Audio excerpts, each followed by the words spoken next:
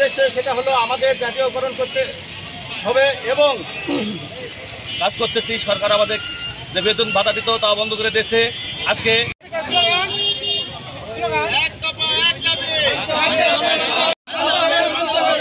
আমরা কাজ করব না, বেতনে কাজ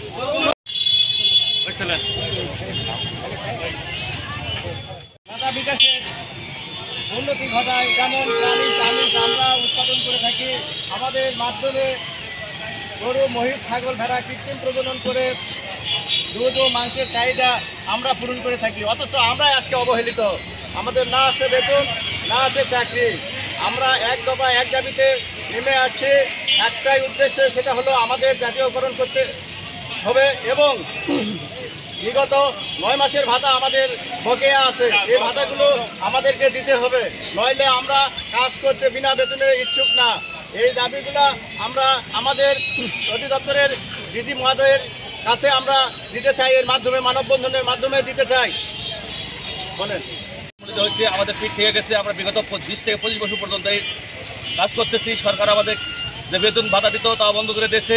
আজকে আমাদের উপদেষ্টা প্রাণী সম্পদের বলে যে আমরা মাংসের স্বয়ংসম্পূর্ণ, দুধের স্বয়ংসম্পূর্ণ। তারা দুধ এবং মাংস উৎপাদন কারা করে তাদের খোঁজ খবর নেয় না, তারা কিভাবে থাকে। আজকে এই দেশে কোটা এবং বৈষম্য বিরোধী আন্দোলন করলো।